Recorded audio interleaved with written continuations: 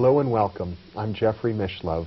Our topic today is shamanic physics, and with me in the studio is Dr. Fred Alan Wolf, physicist, shaman, and author of 6 books, including Space, Time, and Beyond, Taking the Quantum Leap, which won the American Book Award in Science, Parallel Universes, The Body Quantum, and most recently, The Eagle's Quest. Welcome, Fred. Thank you, Jeffrey. It's a pleasure to be here again. It's a pleasure to be with you and to reflect on all the many years I've known you and the adventures that you have been involved in. Your exploration into the world of mysticism and shamanism began well over 20 years ago, I think, when you first started studying Kabbalah in Paris. That's true. That's true. That was the beginning of all this new stuff and this kind of crazy, I don't know if we really should call it crazy these days, because everything we were working on, I was working on in the early 70s, seems to now be coming true. We were predicting all kinds of things in like Space, Time, and Beyond about, for example, the physics of time travel. And right now, there are papers coming out in the Physical Review, which is a top echelon journal, about how to build a time machine today. So it's really, in a sense, a new age, and we're beginning something very exciting in the 20th century. Well, it's interesting to me that you, a classically trained physicist, a former professor of physics at San Diego State University, has come around full circle, in a sense, to embrace the ancient worldview of shamanism. Yes, it is a kind of a surprise in a way. Shamanism, there's a lot of different ways of pronouncing it, is something which can be dated, I think, fairly accurately to about a period of 30,000 years. And here we are in the field of new physics, quantum physics, and finding some very similar truths. Things that the shamans observed about the nature of reality seem to be things that we as physicists are also beginning to observe about reality. So I think this is a rather exciting time, and I'm really pleased to have been able to participate in this kind of world, and looking forward to more adventures in it. Yeah. I mentioned a moment ago, and I'd like just to define for our viewers, Kabbalah. Yes. Since that was one of your introductions to the world of magic, could you define it and talk about it a little bit? Sure. Kabbalah is actually a Hebrew word, and it means to receive. So if you happen to be, say, in Israel and you want to get a receipt for a meal, you say Kabbalah b'vakasha, which means may I have my receipt. So Kabbalah is the act of receiving, and it's a very ancient mystical form, a spiritual form, that originally began with the study of sacred texts in the original Hebrew language. The Kabbalists believed, for example, that there were sacred sounds, and that if you pronounce these sounds, you could evoke altered states of consciousness, which, by the way, is very parallel to things that are also true in the shamanic world. Well, and one of the other principles of the Kabbalah is that each letter of every word has its own meaning, and if you understand the meanings of the letters, you get into the deeper meanings of each word. Exactly. Exactly. There are, I mean, each letter has its own meaning, but each letter, being a word, can be spelled in terms of other letters. So it's a constant, it's a generation of infinity, because, for example, if you spell like Aleph, is spelled Aleph Lamed Fe with 3 letters, but then Lamed is spelled Lamed Mem Dalet, and then Dalet is spelled Dalet Lamed Tav, and it's on and on and on and on and on. And if you look at the meaning of each letter, you can get a sort of a larger, expanded meaning of what each letter, of what each single letter stands for in terms of the whole. So it's almost holographic.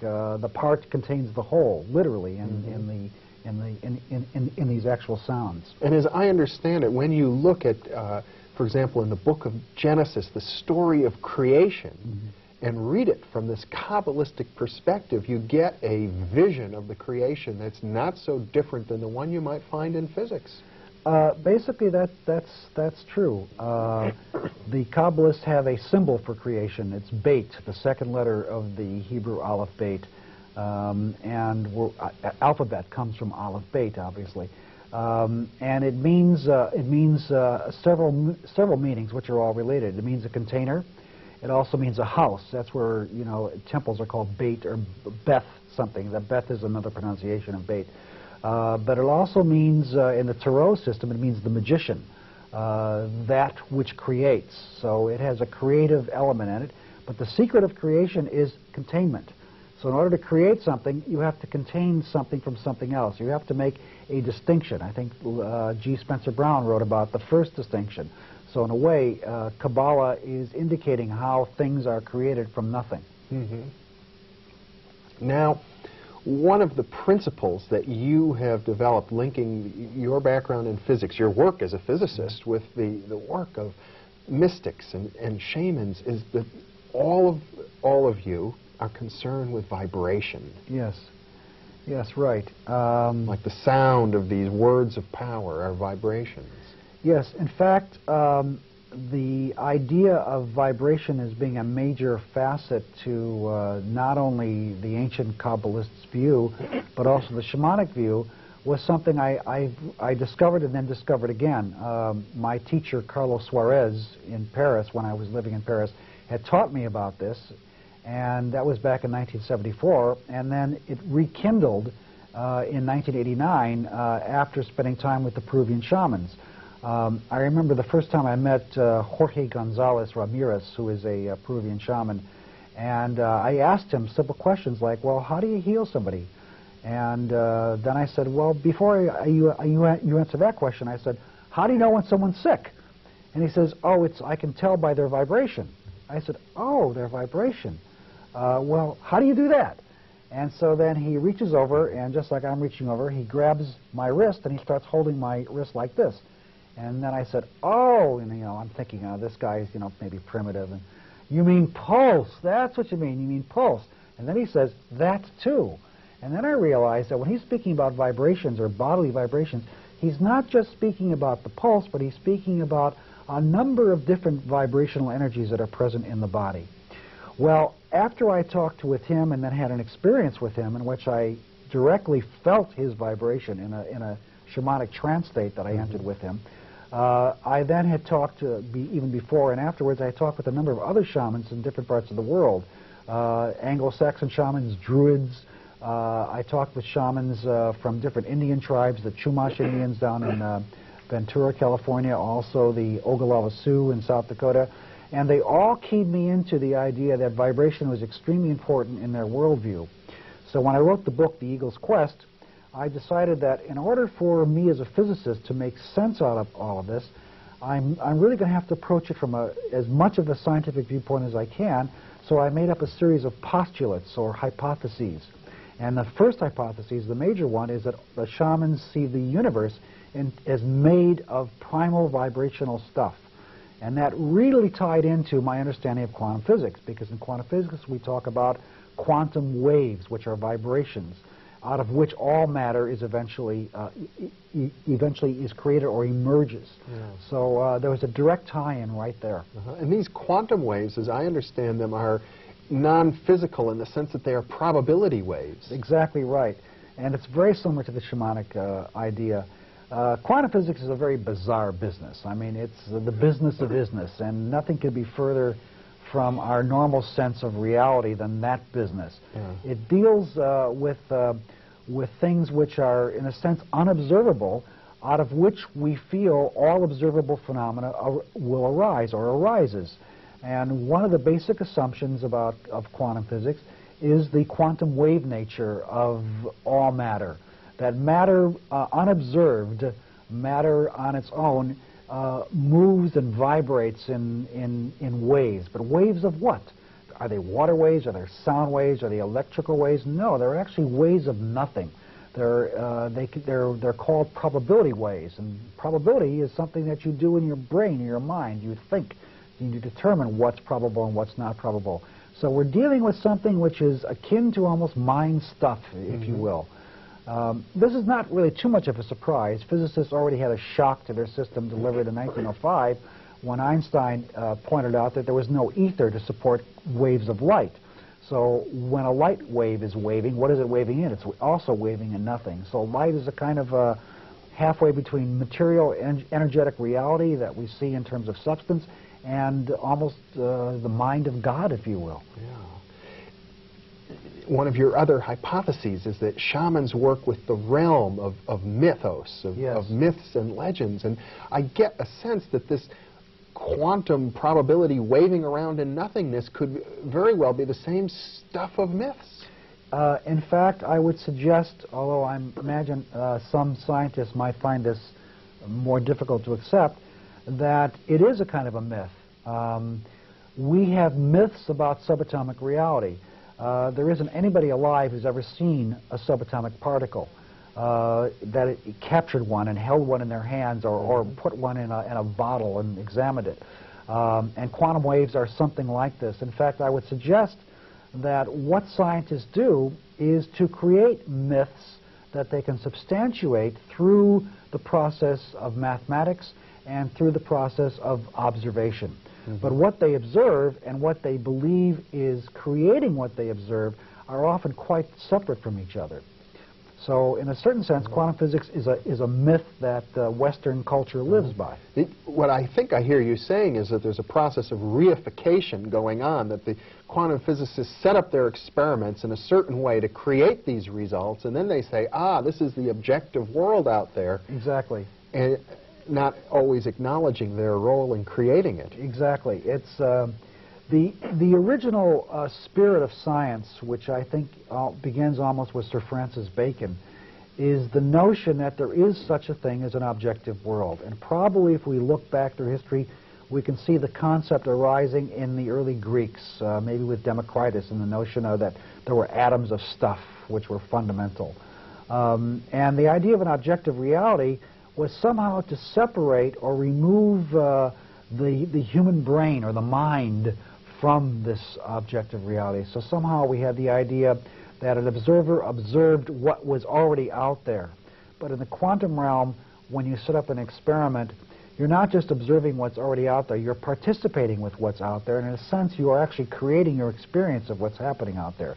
So if you look for certain phenomena one way, you see phenomena in that way. If you look for it in another way, you see it in a contradictory guise.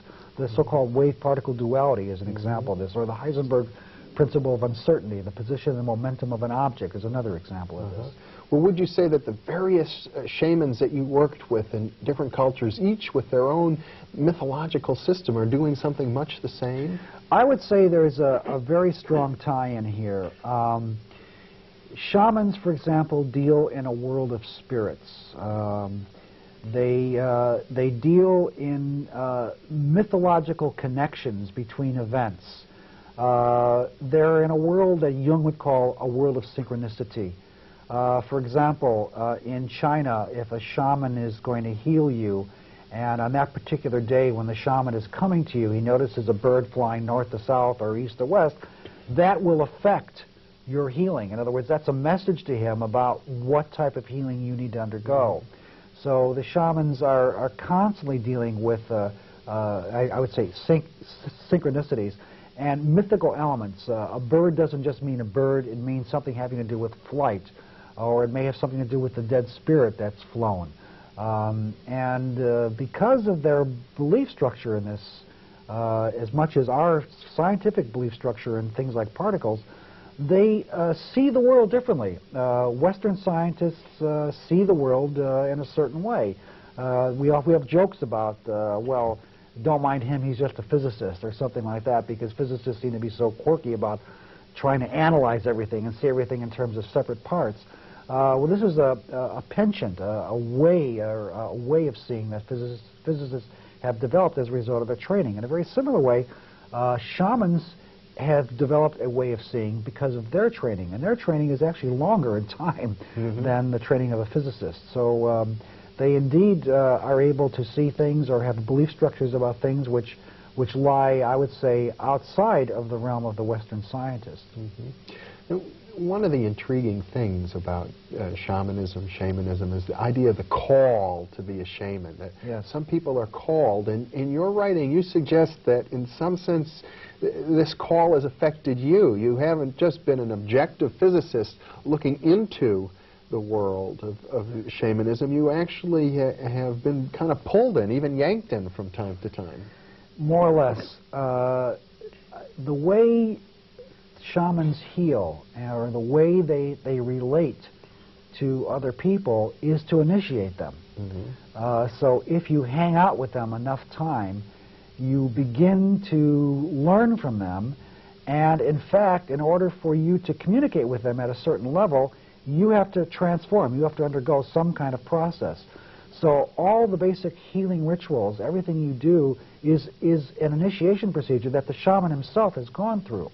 So I think this is very important because it helps us to understand why in some cases they're successful in healing and in other cases they're not. A lot have to do with the belief structure of the being who is undergoing the healing. And I use a model, I use a vibrational model to try to explain this. It's a model based upon pendula, you know, that's two pendulums.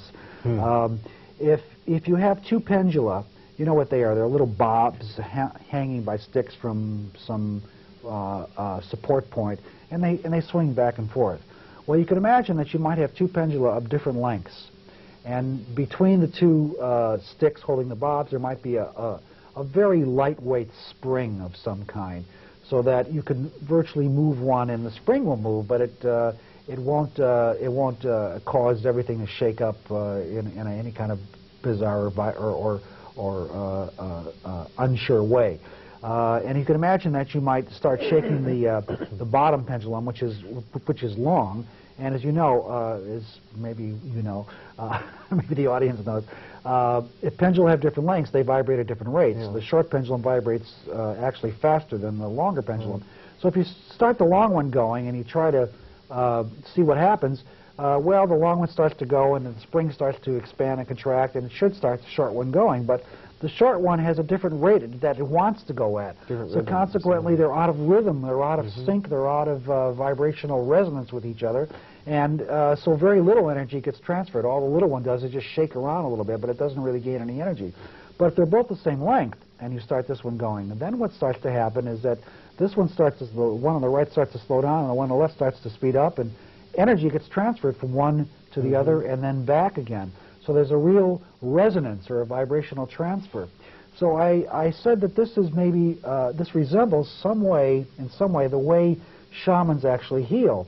When I come into the shamanic world, I'm not at the same length as they are.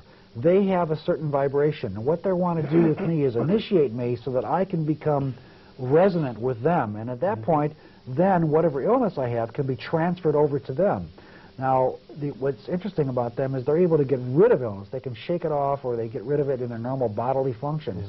Yeah. And I think this is an important insight into how they actually heal. In other words, they resonate with you, take on your illness, and then because they know how to heal themselves, that's right, they can get rid of it. They can handle your illness better than you can. That's right. That's basically what they do. Don Salone, a very powerful shaman that I met in Peru, who is 70 years old, a maestral shaman, would heal in ways that were almost unfathomable to me. One way of healing, or of just to getting my vibration to change, would be to make me get sicker. He would blow this very obnoxious tobacco smoke all over me, and then I would throw up or sweat or something. And as a result of that, I would be getting rid of whatever particular illness that was bothering me. And at the time, because I had traveled through many different time zones and had gone from the weather patterns that were, at that time I was living in New Mexico, to the jungle patterns, which are very hot and humid. Whenever I go through a weather change, I suffer from chronic sinus headaches. So I was getting headaches a lot of the time, and he could heal those by just doing the ceremony with me. And he would heal them in a very bizarre way. In fact, I can't imagine any Western doctor doing this. But one of the ways they do it is they spit on you. And another thing they do is that they actually apply their lips to whatever, like for example, if I have a headache, he would apply his lips to my head and actually apply suction with his mouth and suck the headache away. And one time he did this, in fact, the time I had a real splitting headache, it was gone and like that. I mean, he just sucked and gone. It was gone. It just vanished like real quickly. Well, there's a real intimate quality to this work. It's very carnal in a sense, isn't it? It's meat. It's very meat all the way. It's definitely carnal. It's definitely moist. It's earthy. It's feminine. It's hands-on stuff.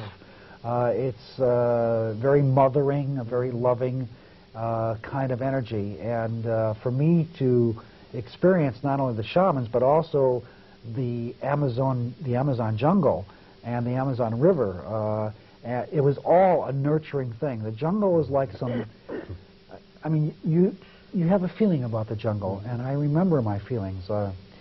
You can't quite love it, and you can't hate it either, because it's so powerful, and yet it's fragile.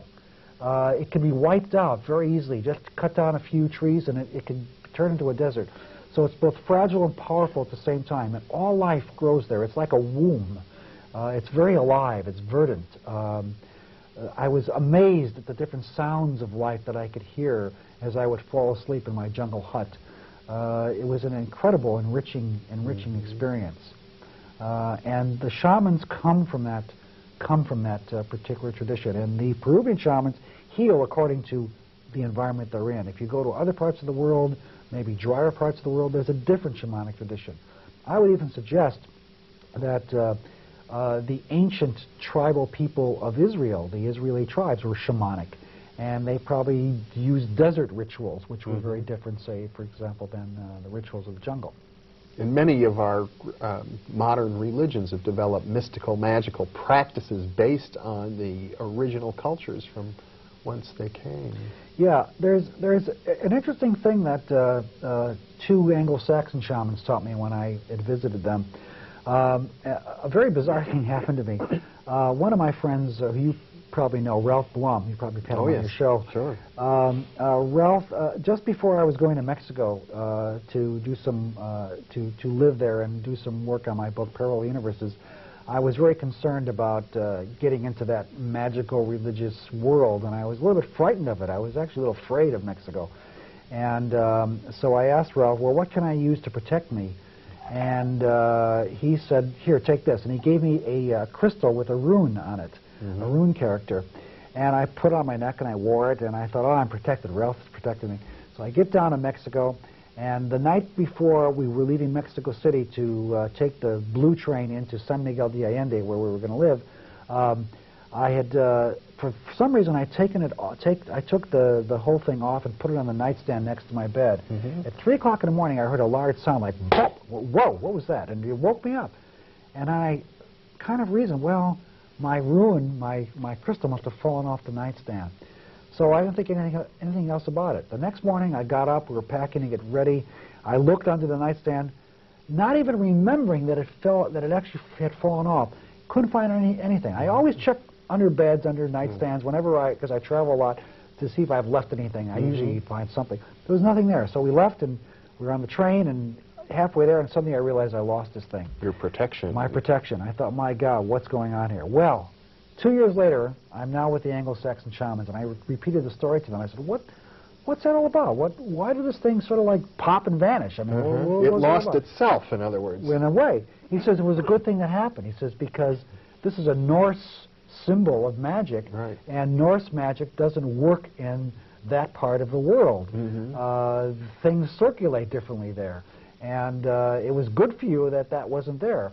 And in fact, they were talking about people who, misguided though they were taking crystals from different parts of other continents even, and implanting them around Stonehenge to enrich it in some way. Well, what's happened since then is rather remarkable. Stonehenge has now been screened by a great big fence, and people can't just walk into it anymore. The Druids can't even do their ceremonies there anymore. So it's like they've really changed the whole energy of that place. Yeah.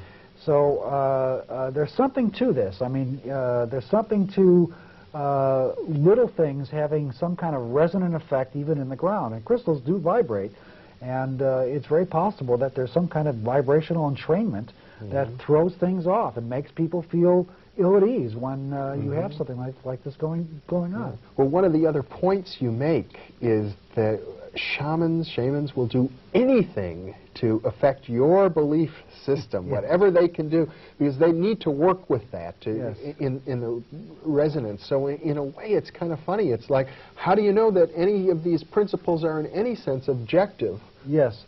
This was the most difficult thing I had to come to.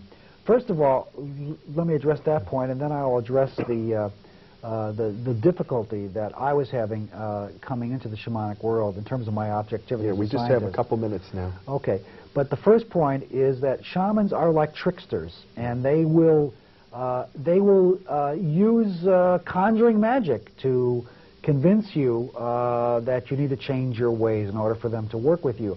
So if you're overlooking this and watching it, it looks, you know, you can say, well, this is an obvious trick. He's not really pulling something out of the guy's stomach.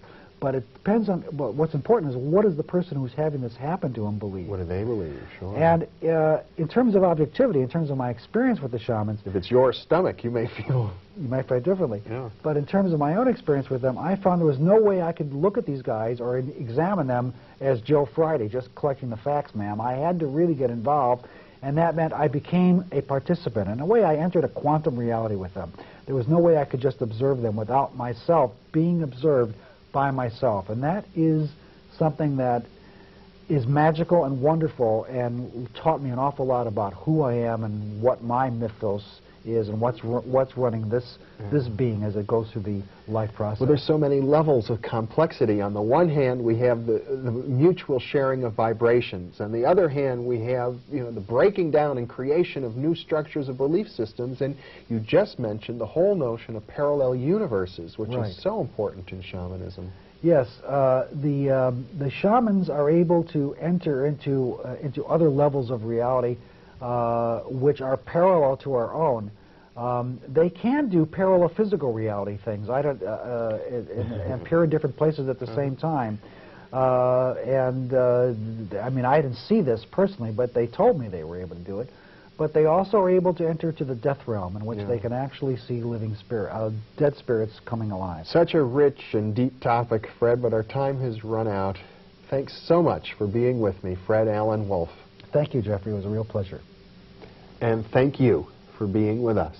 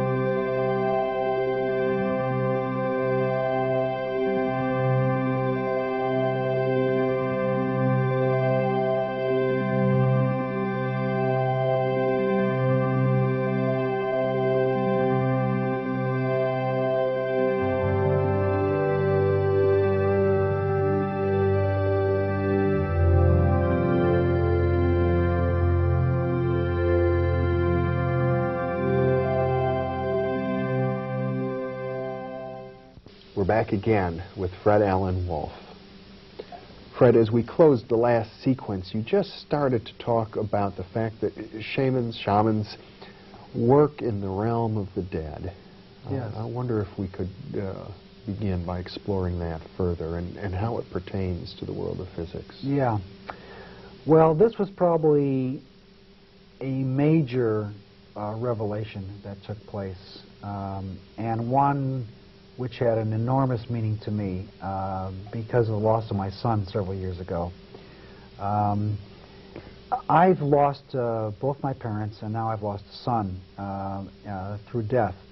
And in all cases, I've, for some reason, been gifted with entering into certain dream states, lucid dream states, in which I've actually seen when my mother passed on, I actually saw her in a dream, and we talked, and we had a long conversation, and she was as real to me as you are sitting here.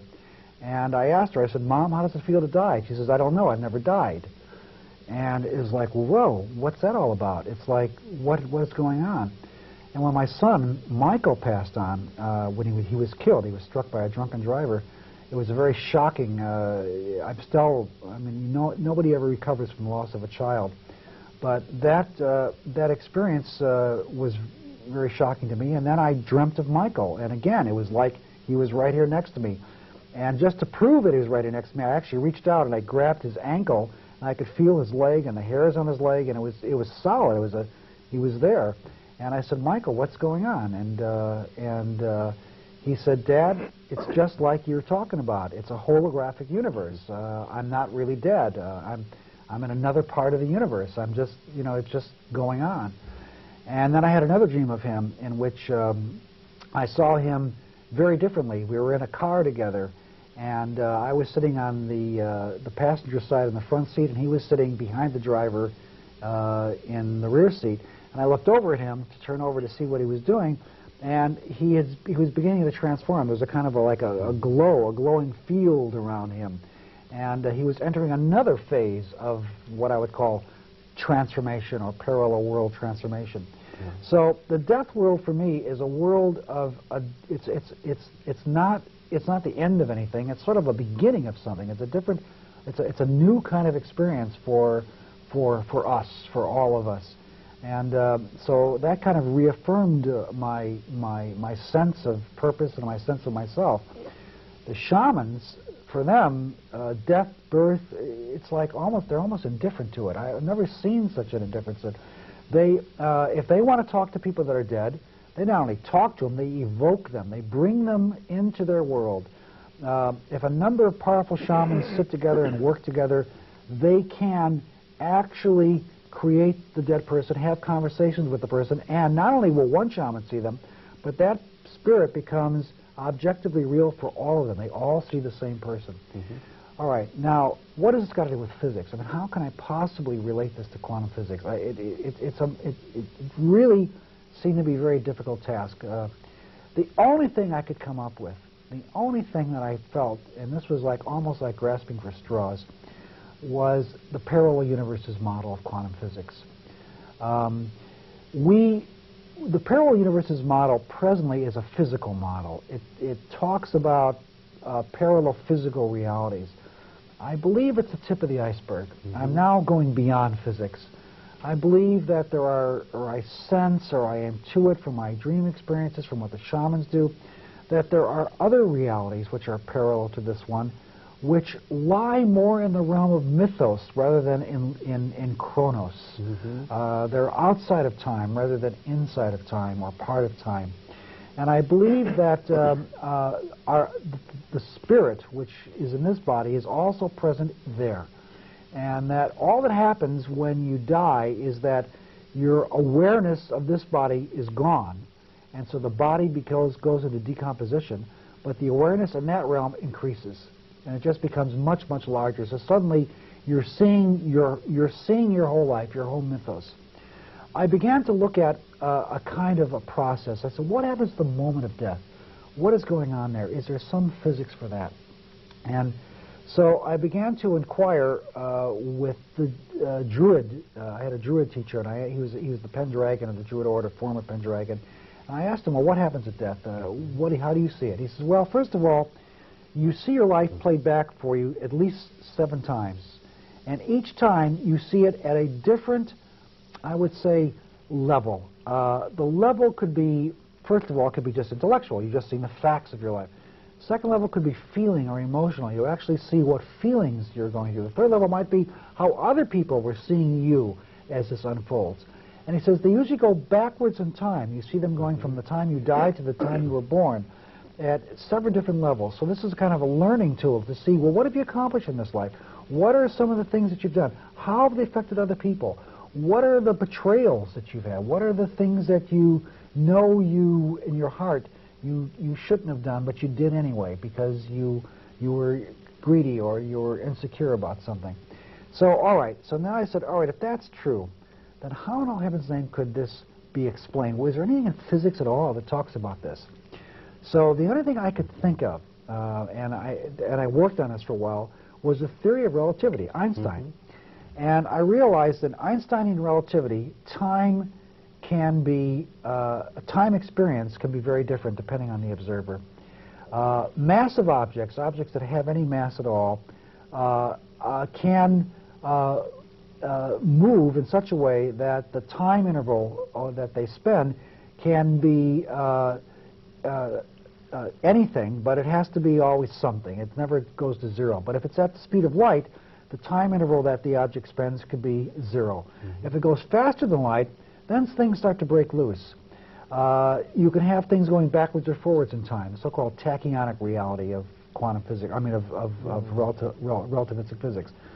Then I realized, well, God, nothing massive can do this.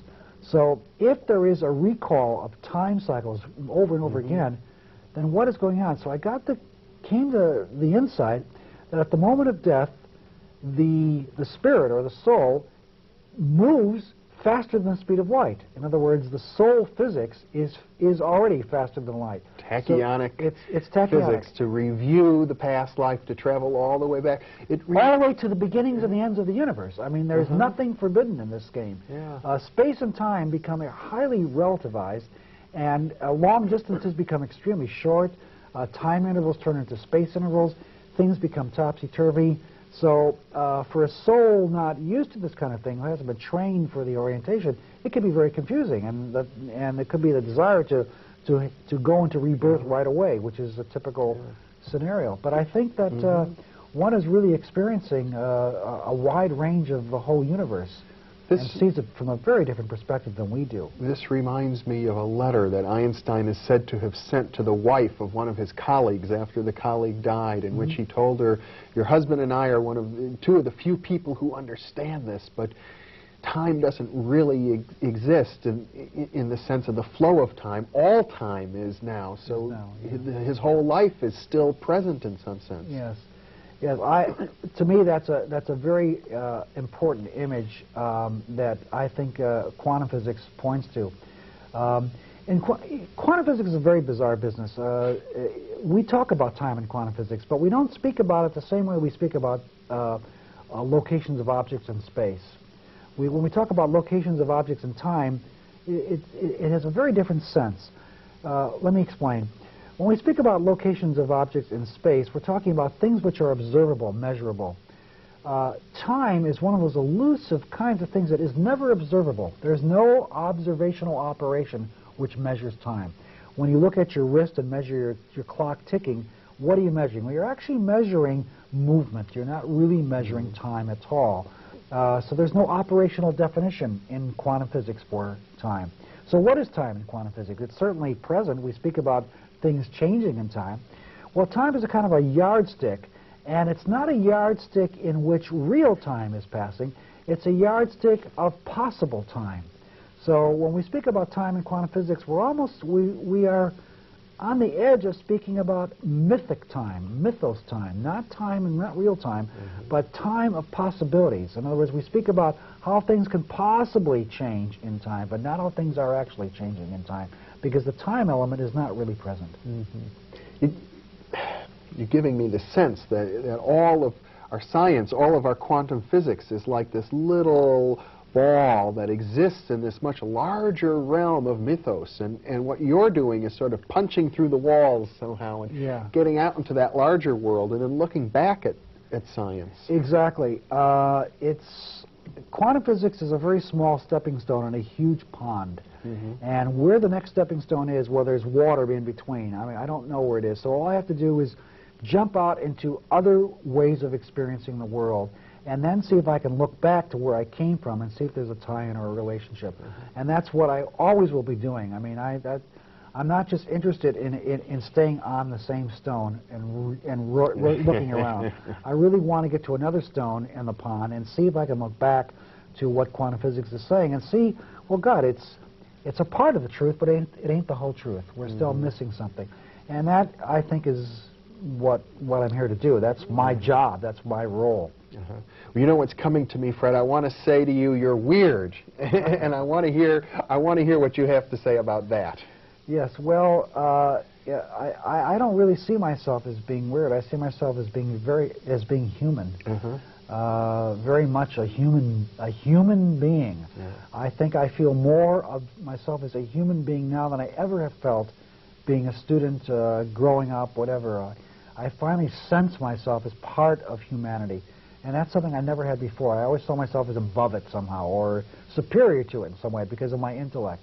Now I don't feel that way. Now I see that there are other ways of seeing things that are very enriching to my life. And when, even when I hang out with people or friends or whatever and share this with other people, it seems to enrich their lives too. And for me, that's very, very important. I would say that I would say that rather than weird, I would say I'm alive.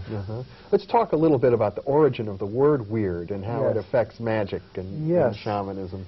Well, I see now what you're coming to. You snuck one in on me, Jeffrey. Yes, you can call me weird if you will, if we spell it W-Y-R-D rather than W-E-I-R-D. In that sense, I would agree with you. I am of the Weirdian way. The way of weird is a way of seeing, a way of being that first came into being during the time that Anglo-Saxon shamanhood and so-called witchcraft was going on in probably the primeval forests of Germany, the great forests which existed between the Rhine River and all the way into Poland. There were tribes living in there, Germanic tribes. And then later on in Great Britain, of course, there was the Anglo-Saxon part of all of that. The way of weird was that it developed out of those tribal situations. They saw the whole universe as a gigantic spider's web, the web of weird, or the Weirdian web. And weird did not mean strange to them. It meant life. I mean, in a way, I was, without actually realizing what you were getting to, I was saying actually what... Fully human. Fully human. Yeah. Yes. If you were weird, you were practicing humanity. You were really into nature. You were into animals. You respected all life. You respected the plants. You could listen and talk to animals and plants, and you would have direct communication. You also were able to have healing powers, and this was the Weirdian way. A book called The Way of Weird by Brian Bates came out recently, and there's a new edition coming out with HarperCollins, I think, very soon, if it isn't out already. I was asked, very surprisingly, by HarperCollins to write the introduction to that book. It's a book that's already been out before, and I was kind of, pleased that I was even considered to write the foreword to the book, but I did, explaining again what weird was about and why it was very important. Well, it's interesting how our culture has taken a word that has meant something wholesome and good and just right, as it should be, and then we turn it around completely, so it's weird, meaning strange, as it shouldn't be. There's probably a reason for this. And I think the reason has to do with the Holy Roman Empire, or the Roman invasions of Europe and of Great Britain. If we use our historical imagination for a moment, we might picture it something like this. Here are these tribes, and they have their shamans, and they're practicing the Weirdian way. And their life is okay. They've got their fights and their struggles, and they have their survival problems, granted. And then the Romans come in and start conquering them one after another. What do the Romans use as their shaman? Who's the shaman that they can point to and say, our shaman's bigger than your shaman because we conquered you now. Now, who's our shaman? Well, it would be Jesus. They would after they'd converted, yes. So then they would say, okay, you've got to drop your ways and now follow this shaman, who's Jesus, and follow this way. And this way, by having all the tribes follow one shaman, you have a unification process going on. You're producing centralization. You're producing the state of Europe as it is today. And of course, then there's the squabbles which come up between the various churches, like, say, for example, the Church of England and the Catholic Church in Great Britain. So, I mean, I think this is part of our history. And what happens as a result is that anything that was good in the old ways had to be reversed. So what was weird became something that was bizarre or bad or witchy or black magic, and therefore it was then it was no longer condoned. It had to be chastised. It had to be put on the cross, so to speak. So I think that's what happened. So language changed, and weird changed. It became a different word. It's similar, I think, to what we've seen in our own age, where young people now say bad is good. Exactly.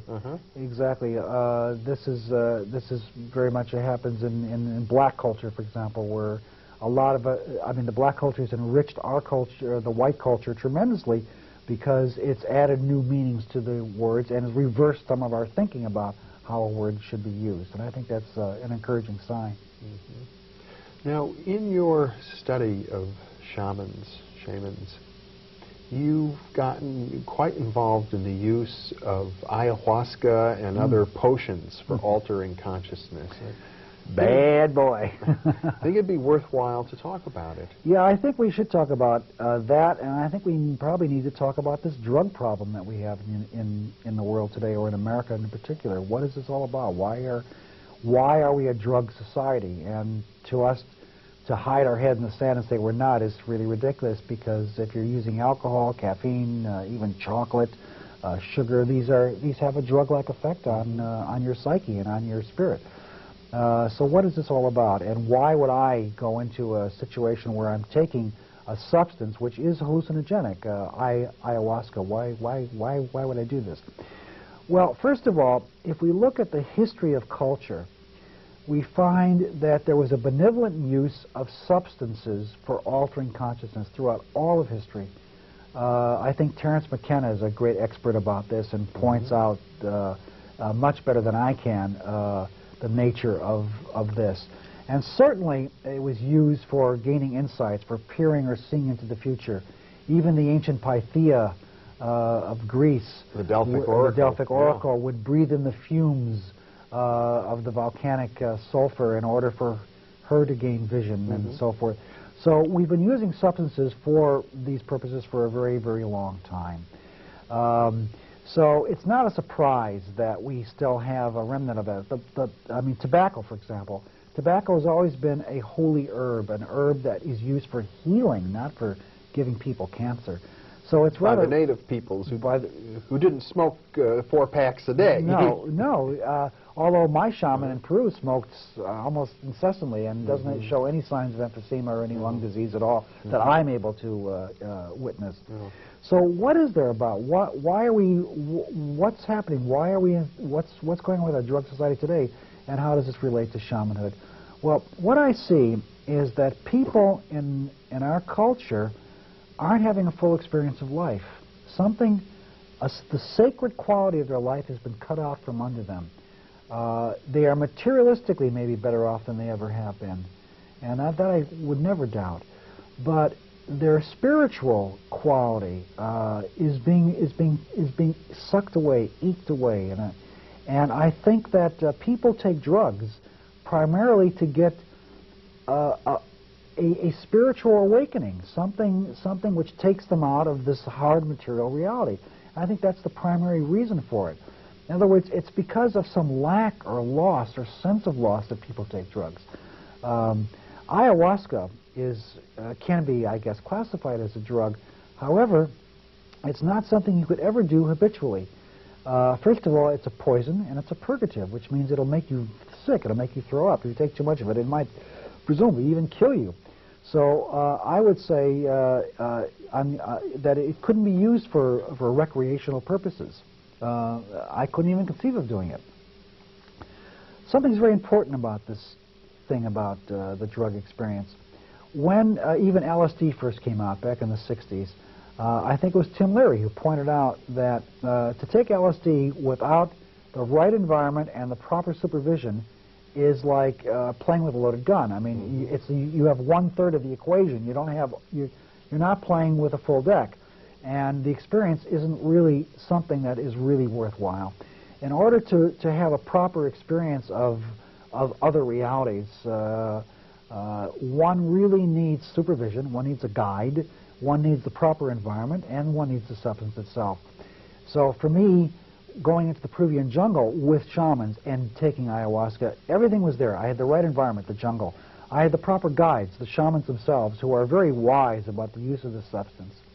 When I was in Lima, after my experiences, I went to visit a Dr. Sabisis, who is a neurosurgeon, yes. And also an expert on the use of hallucinogenic substances. And I mean, this guy's a highly respected figure, and he talked willingly about his experimentation with drugs, because there's not so much of an odor of well, this guy's kooky because he did this stuff. He wanted to find out, just like I wanted to find out, what is this experience about?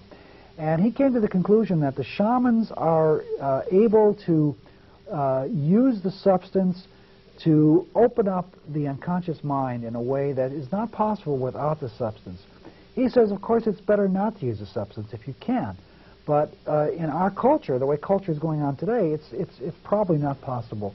So in a certain sense, I'm not encouraging people to get into drugs, but I'm encouraging people to have a spiritual experience. I think there's a church today in maybe New Mexico. The Native American Church, which is allowed to use peyote as part of their rituals. The Huichol Indians also use it in their rituals. And somehow we're missing something. We need our spiritual heritage. We really need it. And the Native American people don't use any type of drugs that I know of, except maybe tobacco and other types of initiatory, sacrificial acts that they perform to get them into an altered state of consciousness. Drumming, for example. Well, there are many ways to alter consciousness, exactly. and drugs are among the most powerful. The most powerful. But if you don't know what you're doing, it's like putting a 5-year-old behind the wheels of a car, behind the wheel of a car, and turning the motor on and putting it in gear and letting the kid go. It has no meaning. It would be the wrong thing to do. But under the, as I say, the right environment and proper supervision, it could transform people. There's one of my friends who's a doctor in Tarapoto, whose name is Jacques Mabi, has recently opened up a new clinic for the healing of drug addiction problems, including alcoholism, by using ayahuasca as the way to get the person to get in touch with their spiritual, with their spiritual self, with his or her spiritual self. And so, and there have been a number of scientific papers coming out of Peru on how this substance could be used as a way of getting out of it. Could you amplify on that? Just how does the ayahuasca accomplish?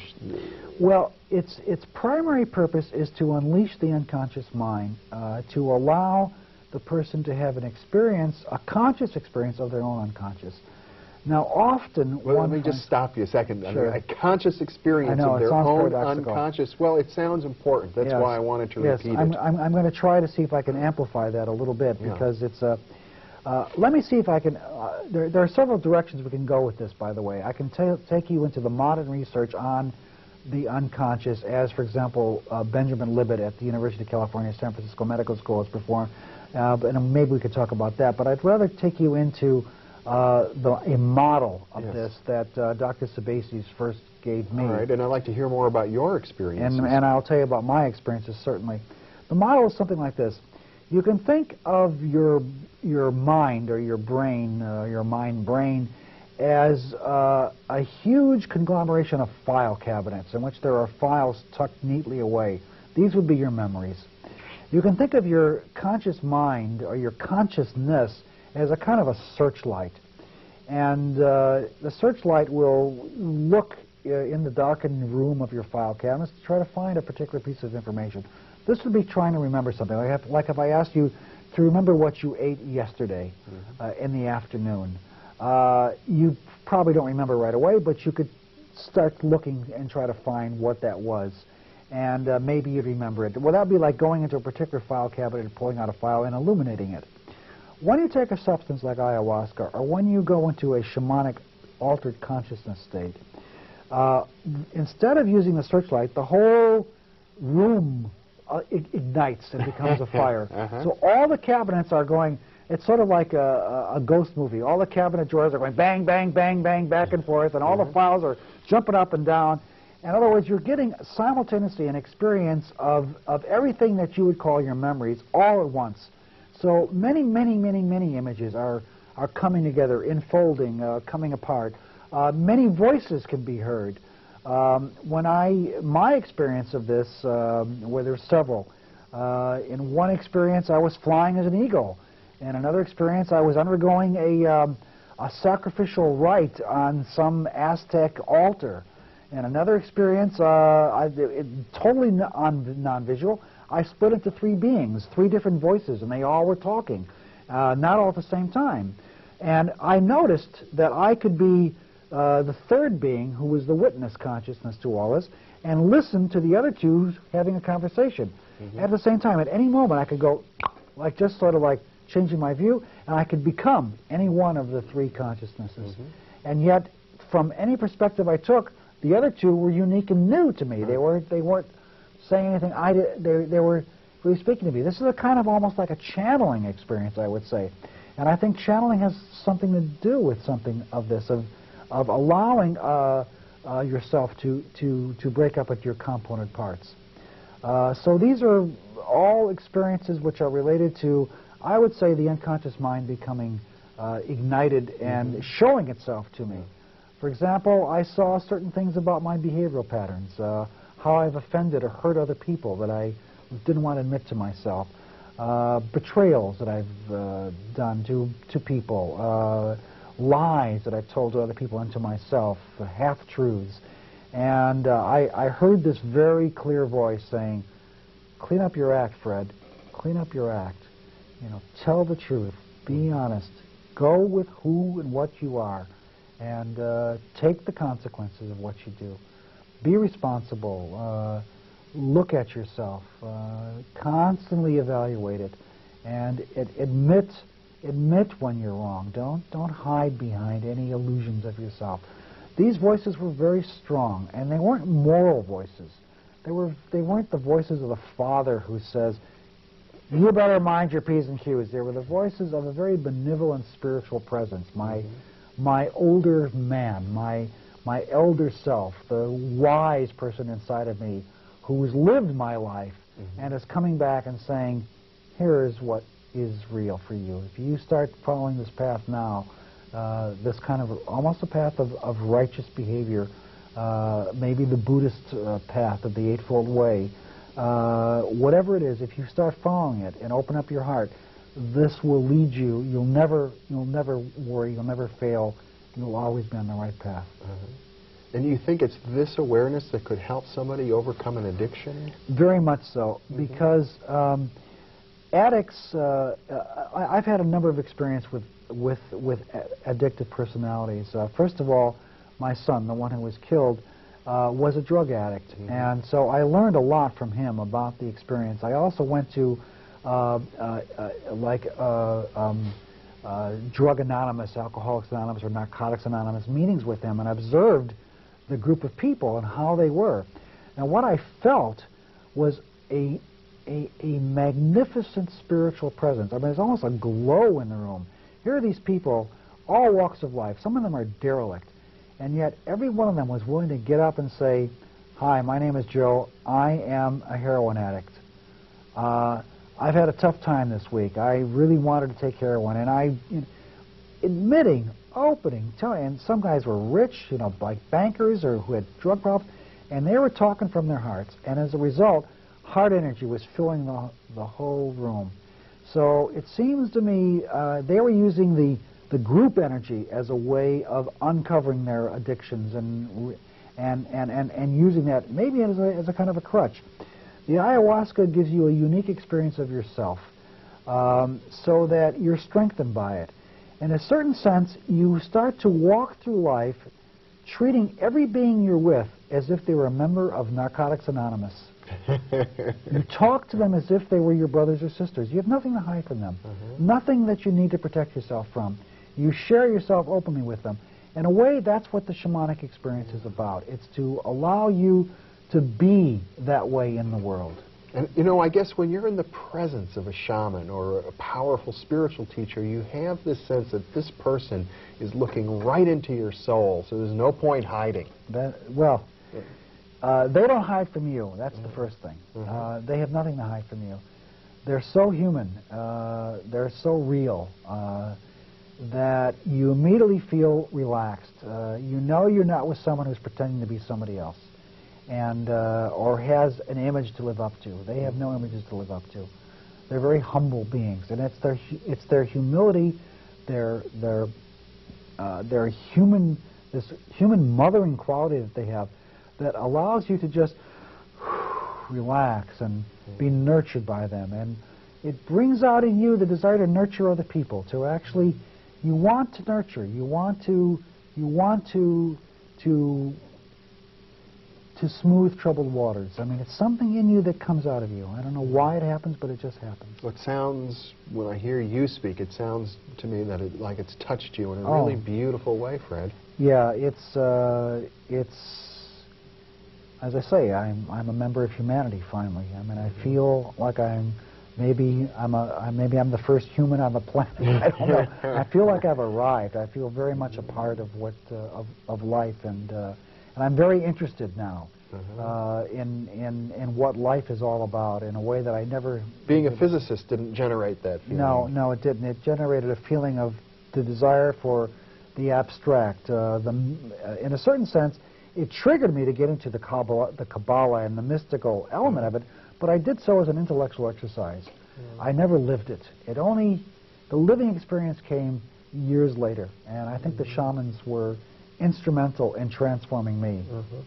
Now, in your interaction with shamans, from time to time, you actually witnessed in their rituals things that, as I understand it, really defied your ability to understand in terms of conventional physics. And I wonder if you could talk about some of those experiences.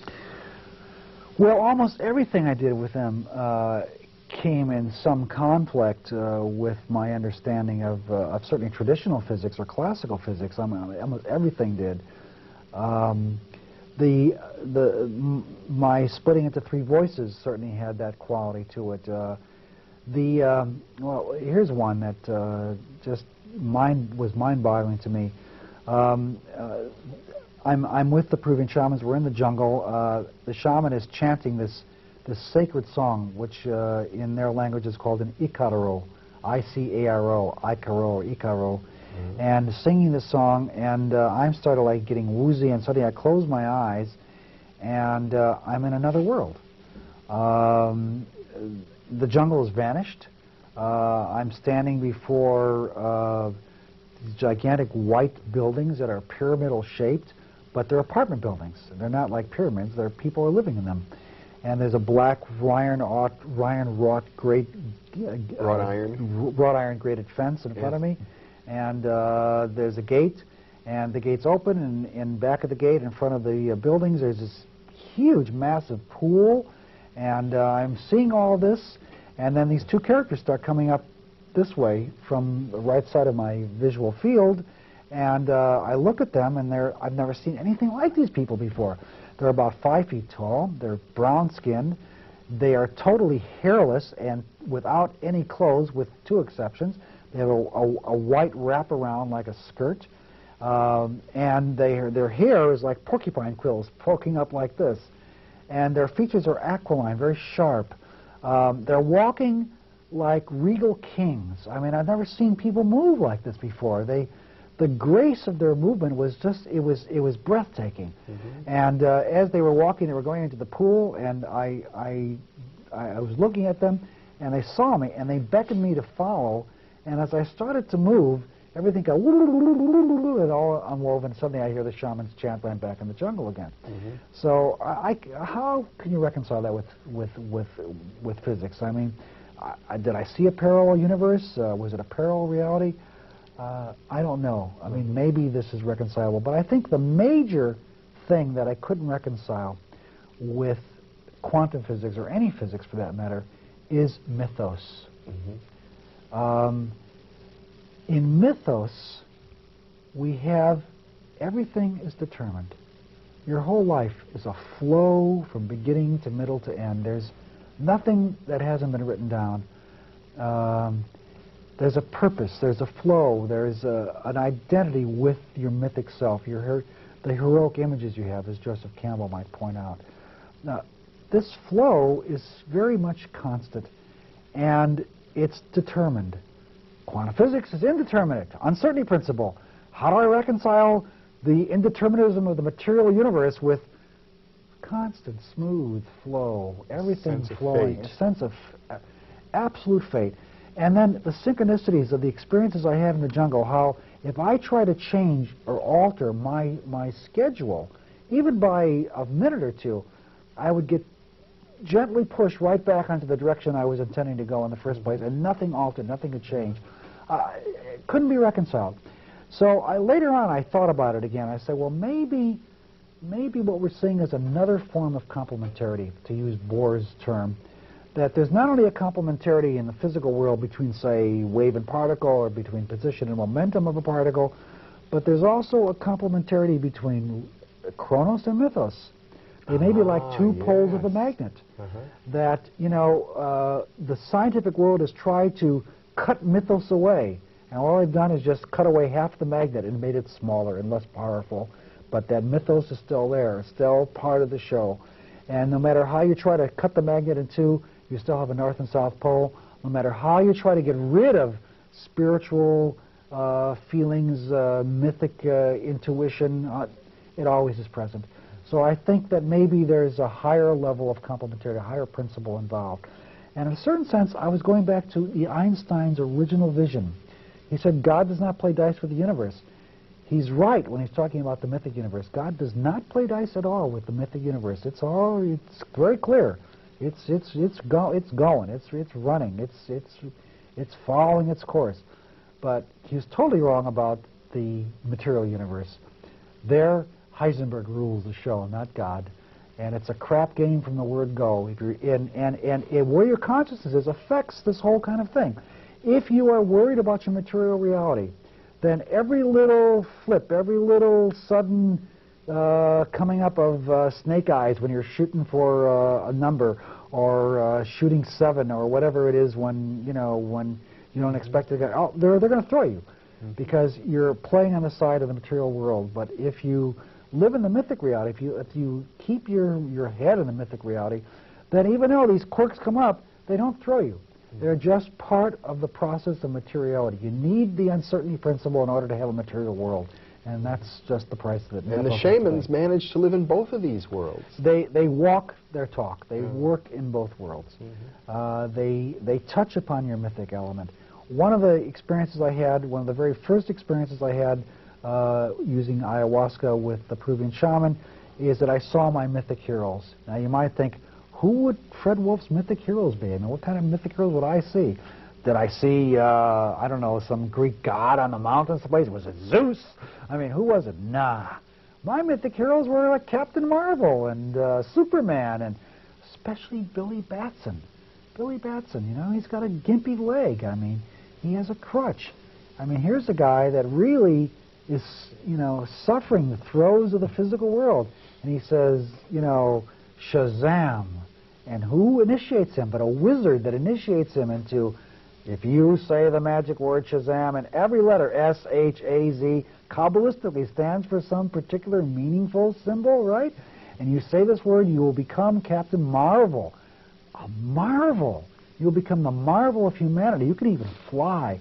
It's a mythic realm. Well, all those images were flooding through my mind, and my 10-year-old childhood images, and I realized, I am Captain Marvel. I am Superman. I am Billy Batson. I am also the wizard. I mean, all those were images that were part of me, and they were what really rule my show. They keep me going. And when I lost sight of that, that's when I got in trouble. That's when I had a lot of that's when things weren't working for me as well. But as soon as I regained my mythic sense of myself, Billy Batson and Captain Marvel, and as silly as that may sound to our audience, to me they're very real, I began to sense who I was and what I was to do, and why I have the relationships I have with the loves of my life, why I choose certain kinds of relationships to go into. They're all part of my knight on the shining armor, rescuing the maiden in distress. It's all part of it. I mean, every part of it is now makes sense to me, and I see who I am.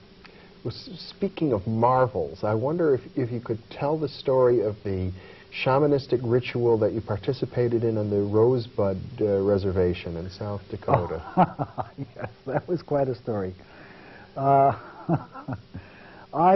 had a friend of mine who was who's a part Oglala Sioux, who I met in New Mexico. His name is Ed McGaugh. He's called Eagle Man. He wrote a book that came out recently with HarperCollins about shamanic rites called Mother Earth Spirituality, which I recommend to our viewers.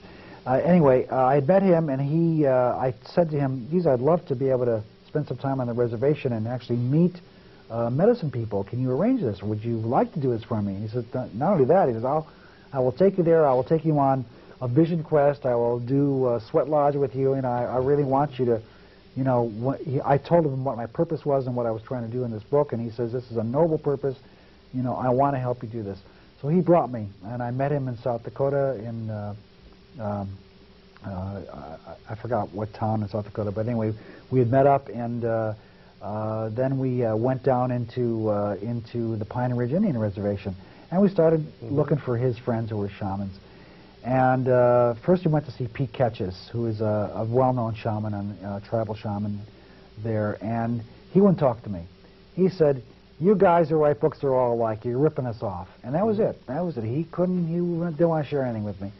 And then I met Paul Little, who's a tribal elder and kind of a council member. And he then said, look, I'll find you a shaman. And so that morning, suddenly he drives up. I was staying on the Pine Ridge Indian Reservation. I was staying in the hospital on the reservation. And he drives up, and sitting next to him is this guy that looks to me like a drunk that just got pulled off of a dung pile. I mean, I couldn't believe this guy. In fact, my image of him was so strong that I actually smelled alcohol on his breath.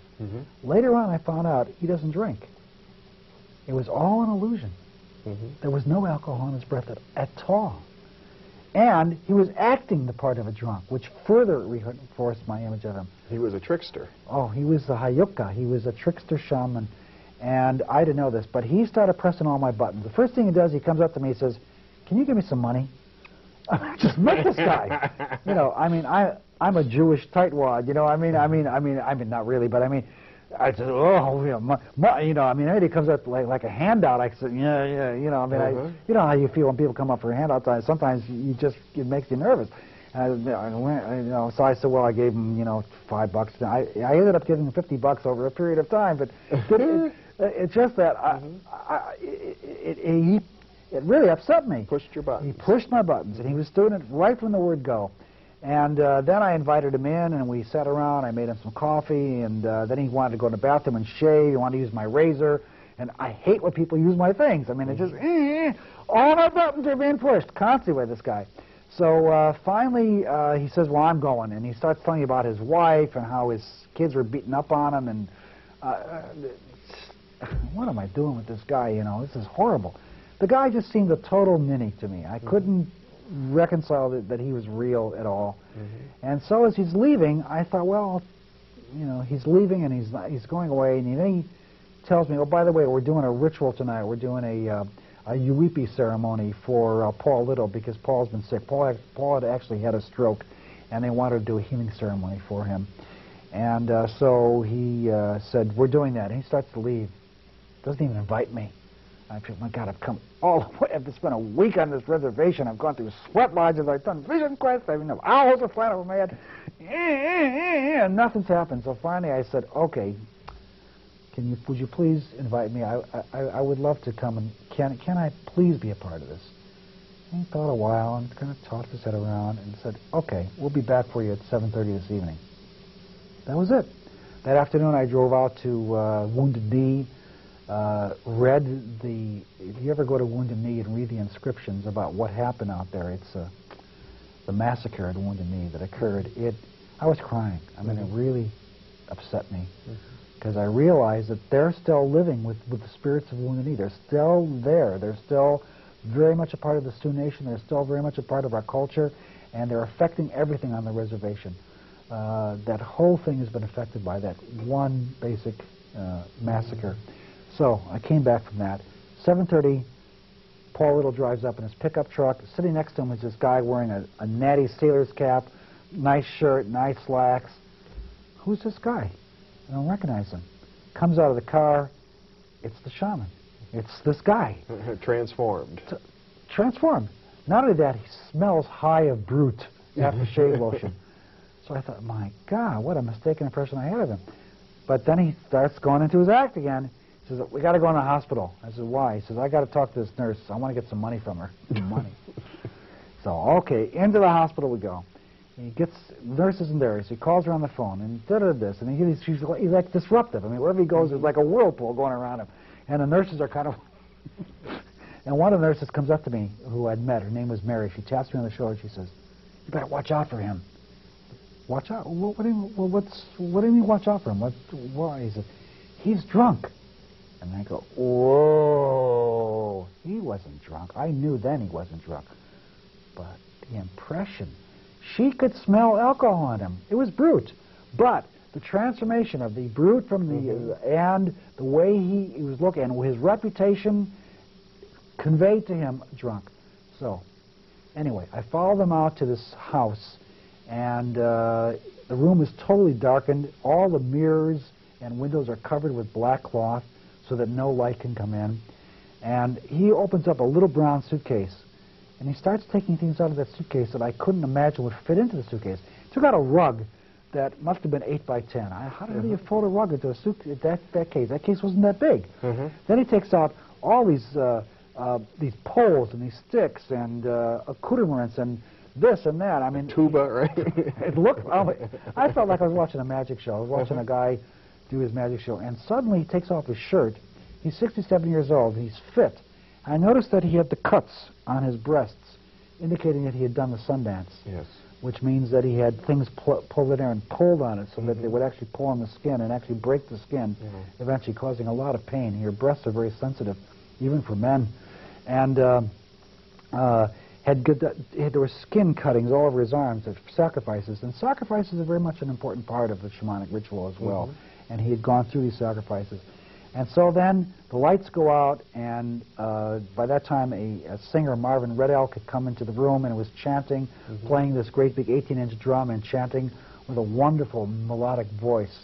It was enchanting. No substances were passed out, nothing like that. And then he warned me before he was going to turn out the lights. He said, by the way, he says, you're going to get scared. I want to prepare you for it. He says, and so, you know, just be cool. And he had everybody take off their eyeglasses, and I thought, what did I take off my glasses for? You know, and jewelry and everything like that. And then the ceremony starts, and suddenly I'm seeing flashing lights all over the place, like fireflies going on. So what the hell is that? What is that? What is that? And there's no sound. I mean, like if it was some kind of striking mechanism making a glow, I would hear a brrrt or something like that. No, soundless. And the flashes were beep, beep, beep, beep, beep, beep, beep, beep. In other words, it wasn't like one guy moving around doing it. I mean, it just seemed to be... All over the room? They were like all over different places of the room, as best as I can recall. They didn't seem to be coming from like only one corner or one space. So that was amazing to me. And then suddenly I'm sitting there, I had my legs apart, and suddenly a gourd strikes between my feet, and it's going... And it's glowing. It's glowing in the dark. And, you know, I mean, where did that come from? And I just jumped. And then I hear whoosh, whoosh, whoosh, whoosh, whoosh, whoosh, whoosh. Eagle feathers are going by. And then we start doing the ceremony, and every person in the room starts to talk about themselves in a very heartfelt manner, sharing their concerns, their beliefs, their trials, their confession. It was like a big confessional. And here I am with these people, and they're sharing their souls with me. I just met these people, but it was like my family. I mean, when people share their souls with you, you're part of their family. So I shared mine. I said what was concerning me. I talked openly as much as I could. And at the end of sharing, when people agree and vibrate with it, they go, ho.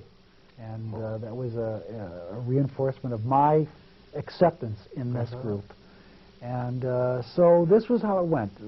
Light show, flashing lights, eagle feathers, and people sharing deep felt concerns for what was going on. And then the lights come back on, the ceremony's over, and I look over at the shaman. He's got a big cut on his face. Where did he come from? How did he cut his face? And he starts to tell one of the people that were assisting him. He said, "Look, you forgot to put the raw meat, the raw liver, in this pan," and the spirits got a little upset, so they got banged up. And then I looked at the whole altar that he had prepared. Things are scattered willy-nilly all over the place. I mean, it's like a whirlwind had come in. So, you know, we could say he did it. But it's very hard to understand how he could have been all over the place simultaneously like that. And the people are sitting in their chairs, and you can't, it's so dark in there, you can't see a thing. It's impossible to just move around. I mean, you'd really be tripping all over the place if you tried to move. So I don't know, you know, I can't, how that happened. I mean, I could probably try to What's the physics explanation? What's the physics?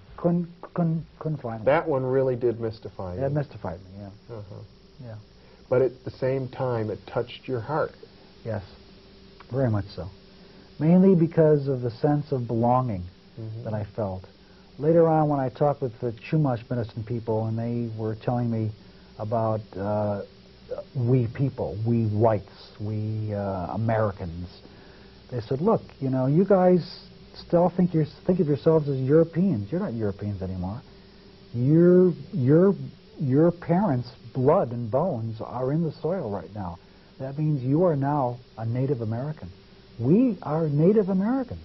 We were born here. Our parents either are still living or our grandparents or whatever have died here and their bones are here. Once that's happened, we're part of the soil. We're connected to it. So we are now Native Americans. We are all truly Native American people." And I suddenly dawned on me, this guy's hitting on a truth that I, you know, again, had failed to recognize. I keep thinking, well, they're the real Native Americans, and I'm somehow this white bread that came over from God knows where, from Russia, whatever, and I'm really, you know, this or that. No, I'm an American. And I think they were saying that we need to establish our rituals, our respect of the land. You know, once our bones are in the land, we have to respect the land. We have to respect what's going on. I think that was part of a lesson that I think we need to learn. So it sounds like the really most important lessons that you've gleaned from all of these adventures transcend anything that can be translated into physics. I would say that they are beyond physics. They're beyond simple physical principles. Elements of quantum physics certainly filter through these experiences, but they would go beyond. Except maybe at bottom there's this sense of quantum interconnectedness, with the oneness with them and the land and the people and you, in spite of your very different background, that they were able to touch you and accept you as one with them, and you got that. Yeah, I definitely got that. I really felt that I belonged. There was this interconnectedness, and maybe that is a quantum interconnectedness. I certainly couldn't argue that. Or argue against it, that is. Well, Fred Alan Wolf, what a pleasure to be with you again. And thank you, Jeffrey. To share these events that have touched you so deeply. And I have to say, having known you now for some time, really transformed you. It's quite evident. You're a different person in many ways as a result of these adventures. Thanks. And you're opening doors for many, many more people to enter into these realms that have often seemed so distant and forbidding. You're helping to bring the worlds of mythos and chronos, of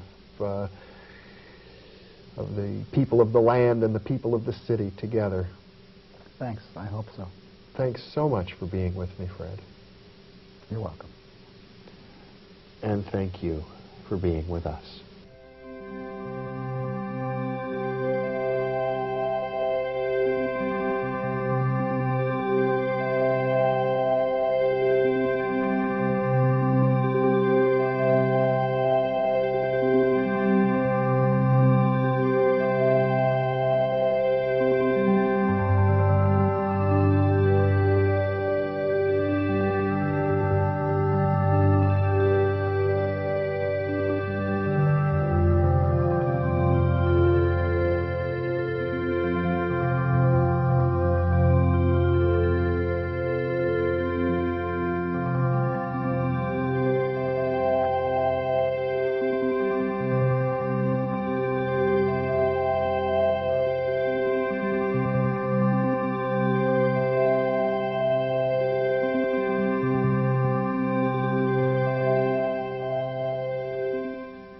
process of reification going on, that the quantum physicists set up their experiments in a certain way to create these results, and then they say, ah, this is the objective world out there. Exactly. And not always acknowledging their role in creating it. Exactly. It's the original spirit of science, which I think begins almost with Sir Francis Bacon, is the notion that there is such a thing as an objective world. And probably if we look back through history, we can see the concept arising in the early Greeks, maybe with Democritus, and the notion of that there were atoms of stuff which were fundamental.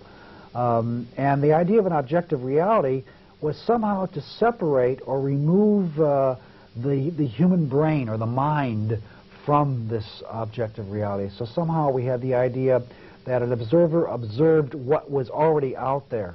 But in the quantum realm, when you set up an experiment, you're not just observing what's already out there, you're participating with what's out there, and in a sense you are actually creating your experience of what's happening out there.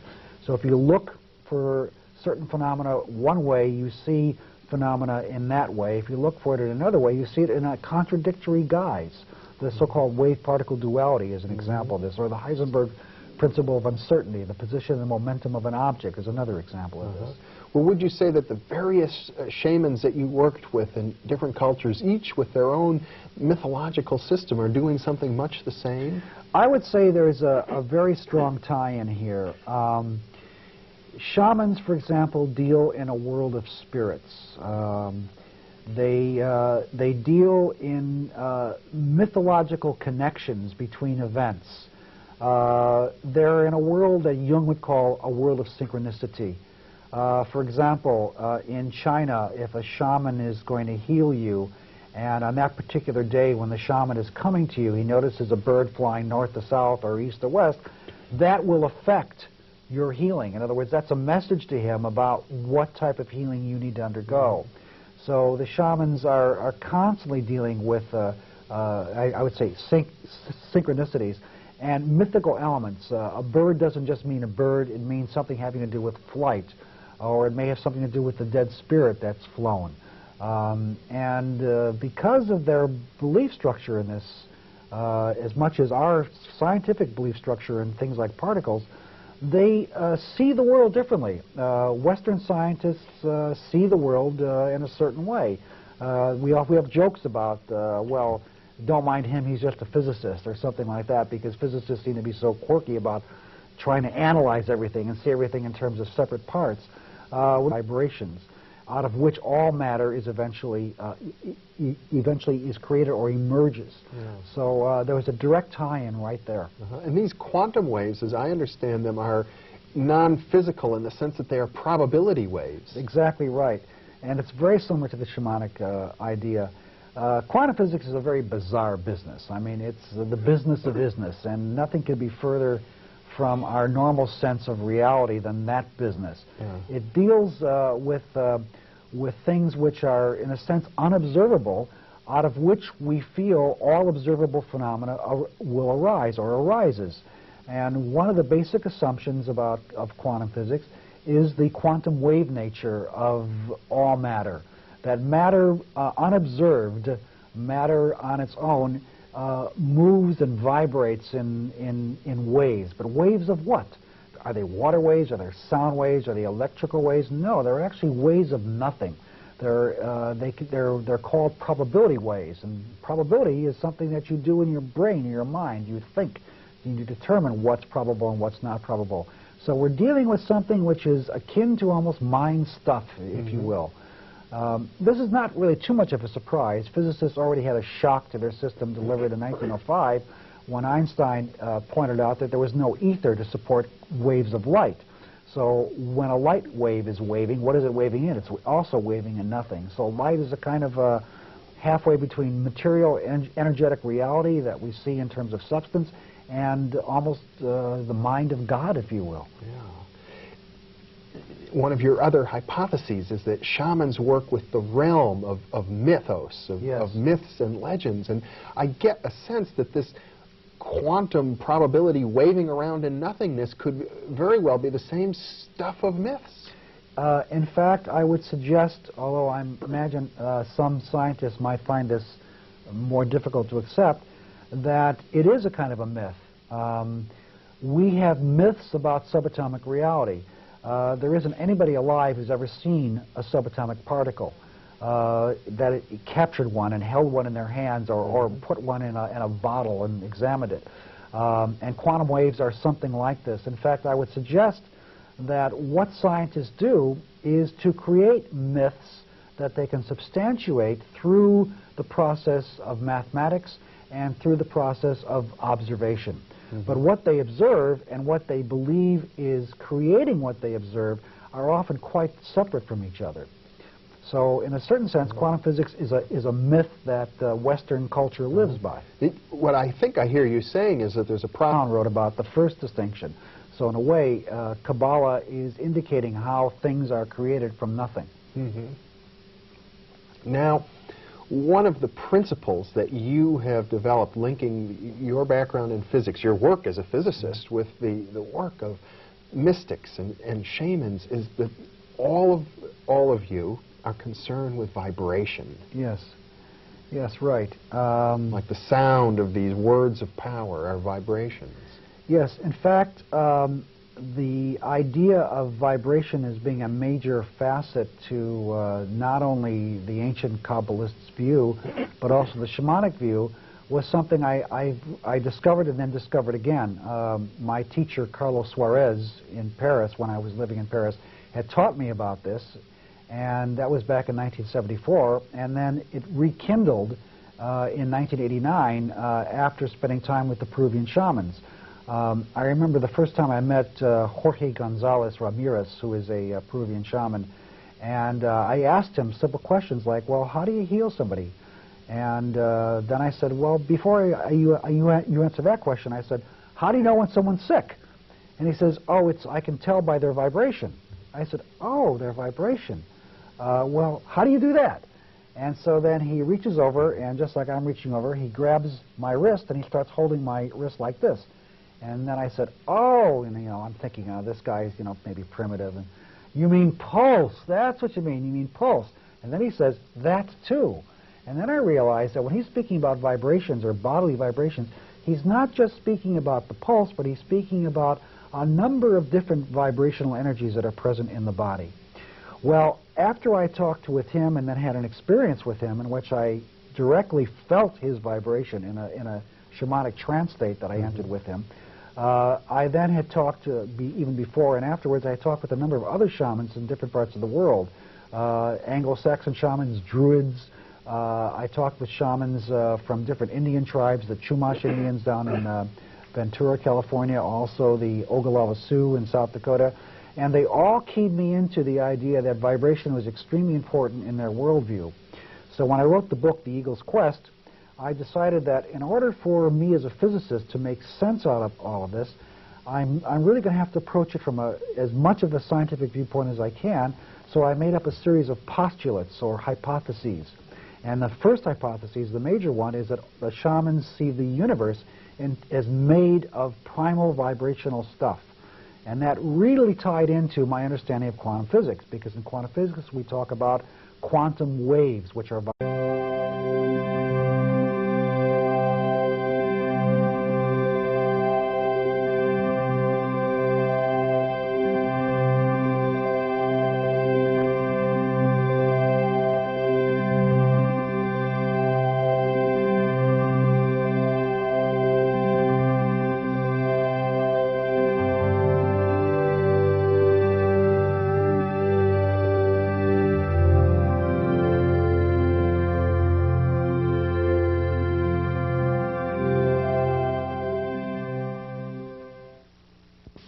Hello and welcome. I'm Jeffrey Mishlove.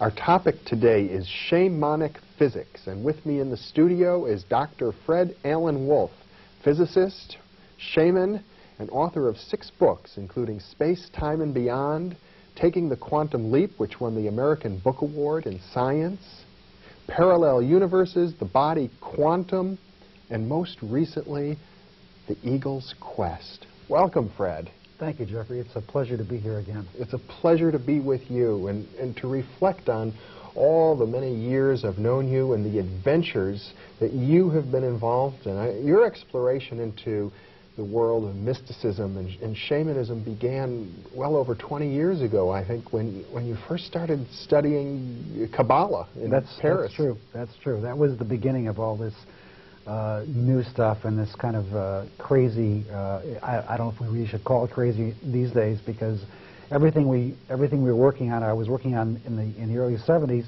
seems to now be coming true. We were predicting all kinds of things in like space-time and beyond about, for example, the physics of time travel. And right now, there are papers coming out in the Physical Review, which is a top echelon journal, about how to build a time machine today. So it's really, in a sense, a new age, and we're beginning something very exciting in the 20th century. Well, it's interesting to me that you, a classically trained physicist, a former professor of physics at San Diego State University, has come around full circle, in a sense, to embrace the ancient worldview of shamanism.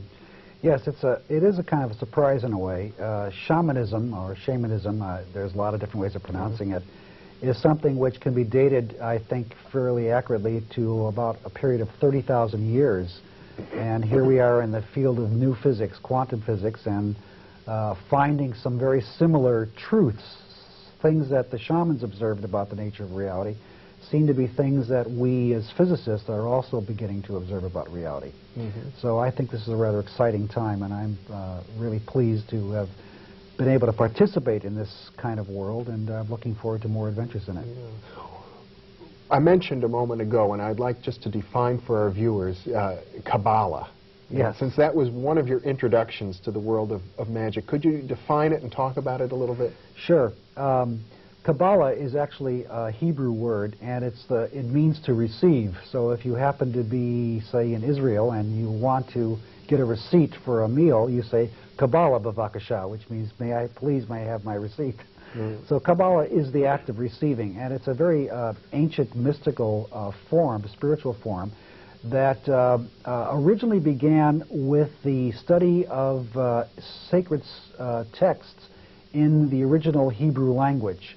The Kabbalists believed, for example, that there were sacred sounds, and that if you pronounced these sounds, you could evoke altered states of consciousness, which, by the way, is very parallel to things that are also true in the shamanic world.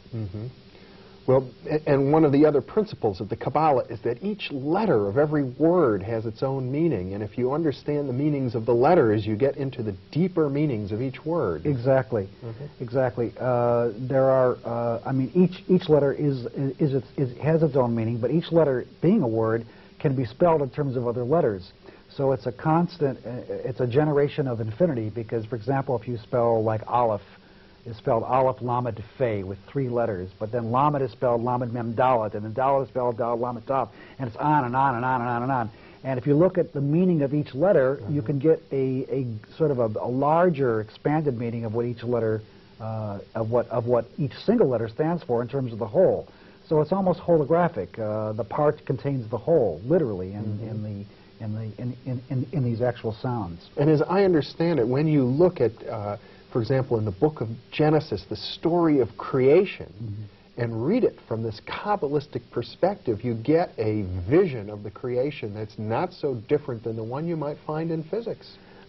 Basically, that's true. The Kabbalists have a symbol for creation. It's Beit, the second letter of the Hebrew Aleph Beit, and alphabet comes from Aleph Beit, obviously. And it means several meanings, which are all related. It means a container. It also means a house. That's where, you know, temples are called Beit or Beth something. That Beth is another pronunciation of Beit.